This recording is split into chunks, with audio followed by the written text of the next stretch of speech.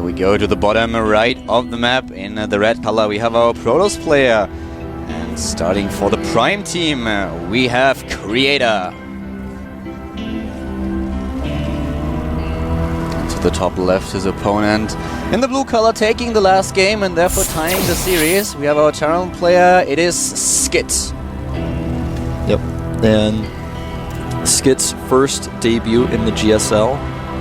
Looking a little bit stressed out in his booth right now, taking some deep breaths, trying to calm himself down. Well, I would be stressed. Just think about it. You are playing the entire time. Well, you go to the Code A qualifier, which is held offline, obviously. Well, not really offline because we still have the Battle.net, but still, you are outside. Right. And then for the first time, you're suddenly on camera. You're sitting in the studio. You have a bit of an advantage because it's not the prime time. Later at 6 o'clock, there will obviously be an audience, and you will have a lot more FaceTime. There's a lot more going on.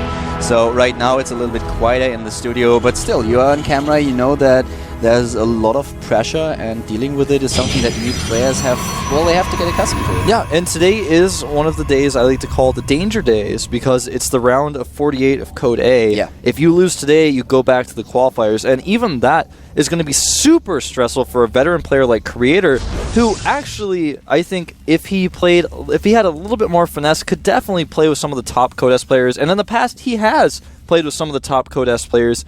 And to fall out all the way out of Code A is very demoralizing. It feels terrible. It feels awful. So, you know, this is a stressful situation for him as well. They're both at this 1-1 situation on the third map, and anything could happen here. Exactly. We have a very interesting matches coming up as well. We have Holt. I think he's playing against Sound. Yeah. Exactly. And, well, later, I think next week, don't we have Hack against... I believe, yeah. I think that's next week. Yeah, Hack is playing against another Terran player. I can't come up with him against Alive. Yeah. Which is going to be also very, very stressful. Hack able to take down Huck with 2-0, but now he has to face a very strong Terran player, and just all these matches in the round of 48, they are insane. They are insane, man. I mean, that just goes to show how far this tournament has gone, how much StarCraft II has evolved, and how the player base has evolved with the new format. Look at this. Fast Command Center going down here for Skit. Very much wants to play a real game against his opponent. No gases being taken. You know, he was able to do it in Game 2, and he's going to play a macro game against Creator in Game 3. Did you, by the way, see the grid? It's actually insane. If you think about who dropped down from Code S so far, it's going to be such a pleasure to cast. Oh, absolutely, man. Code A games, the next rounds. We have players like Nesty, for example. It is going to be so insane. The grid is actually, it's just, for us, it will be a real pleasure casting. Yeah, it absolutely will be. I cannot wait. And, you know, I've been trying to follow Code S 100%, and I've been able to do so far. You know, speaking of Code S, the last players we have in Code S are looking pretty sick too. It's the most pros we've ever had. Oh, tomorrow, seriously, I have to take down Tasteless. I have to kind of kidnap him or whatever, lock him in a room for a few days, and then there will be this call. Calder, we don't know where Tasteless is. Can you step in? And I will act like completely surprised. Well, I actually don't really want to cast Naniwa, but if you really need me, I'll be there. Well, here's the thing, man. I don't know how close you are with these guys. I know them pretty well, and I can take care of Tasteless. We can take care of Artosis. I just don't think I could. Okay. I don't know if I could take out Artosis and Tasteless in the same day. We only have a few hours left, man. You and I can cast this. I'm not sure. No, that's fine. No, but for me, seriously, I couldn't sleep tonight, so I woke up at 4 and I went to my computer. Naniwa was still online practicing, so I talked with him a little bit about his builds, and he actually changed his builds, a few that he had prepared on a few maps, and I was like, why? You were so successful. You 5-0 attack with this build, so why do you change it? And so he explained to me why he thinks that the new build is better, and I got so pumped. I'm so pumped about the game, and I think I'm more excited about the match than he is. Well, I am super excited to see those as well. I will be watching live from the studio. It's going to be so awesome to be there, and you know, I definitely recommend all of you tuning in. But at the game at hand here, we have a very lucky SCV scout from Skit, able to see everything from It's so uncommon that you get into the base with the SCV this late. It's very, very uncommon indeed. Stim is on the way for Skit right now. He's doing basically a very textbook Wonder Axe expand, taking his third gas as natural right now, getting the factory up. Will very likely, based on that factory placement, be doing the 2 medevac +1 push. He's got the engineering bay there with the factory there. He's going to make a reactor. His starport will be closer to rally those medevacs out. it's very likely what we're going to see. And we already see him just with a slightly different build, because this time he is not relying on the third command center. He could on this map. It's definitely something that he can pull off. It's a little bit harder to defend with how the chokes work, but at this point he's just favoring his tech a little bit more. He has the Medivacs, or he will have the Medivacs out a lot faster than in the last game, and he's pretty safe with the Marines and the bunker at the front. Yeah, you know, this map and all maps of the secondary ramp are so good for this 2 Medivac timing push, because if your opponent goes Zealot heavy, then you just simply cannot really engage, because the Terran player will just sit on the bottom of the ramp and fight. He can do elevator tactics with his Medivacs. And if you go Stalker heavy, you know, it's just not enough DPS. Your opponent's going to out-heal you with the Medivacs, especially once the 3rd and 4th one get there. So it's a very, very scary push to deal with, and even if you know it's coming, as Creator is about to with this Observer, it's pretty tough. I have to keep criticizing Skit a little bit for his usage of Call Down Supply. I think that's the 4th one I've seen him do in this best of 3. And that's something that's a little bit embarrassing, but he's probably just a little bit nervous right now. His builds seem to be very solid and well practiced here. But you're right, the call down supply just shows that he didn't pay all that much attention to his supply, to the supply caps, didn't build the supply depots in time, and now he has to use the energy. Oh man, look at this, it's the Creator Observers. He always does this, man. He just rallies them into die, or just rallies them together. He doesn't use his Observers as well as he should. Third base is nearly done, by the way, for Creator, so he started with a very early third here against Skit, and this will help him obviously quite a lot. It's not only about saturating the third mineral line and about the ability to get another SCV out parallel to the 2 that he already has, but we will also have a lot more energy that he can use for chrono boosts, getting those upgrades faster, and of course also the tech units like the Colossi. Yeah, very true, and I really feel that Creator needs to very quickly start powering up additional gateways if he wants to hold this push. He's seen it. He knows it's going to be coming. And with this timing, you see the combat shields timing, or something about this push is a little bit off, like it's a little bit slower than it normally would be. He's not Marine King after all, but he is going it. His combat shields are going to finish up here. He does have +1. His armor upgrade may finish, depending on how long the battle goes, but likely will not be a big factor. The biggest thing to note, of course, is that third base is up for Creator. He hasn't powered up very many gateways. He's only added 1 additional gateway. He started Blink, but it's not going to be done in time for this fight, and even if it were, it wouldn't be that useful. This is a stressful moment here. This could be a game-deciding moment, in fact. But if Creator is on his toes, he should be able to defend this. He's got to make sure these units do not get up that ramp. Yeah, cannot he engage needs to there. use the force fields. He has enough sentries. He's getting the amount of stalkers that he needs in order to defend against this. He does not have charge or any upgrades just yet, but he has definitely enough forces to make sure that Skit is not able to take him down now. Yeah, he's basically skipped Zealots here. He's going very stalker heavy, and at this point, Skit knows he can't really do much. He's going to make a third command center back at his third base at home. It looks like this push was a little bit delayed, in fact, perhaps by the fact he's getting +1 armor earlier here. And he knew that this was more so for him a pressure move than a kill move.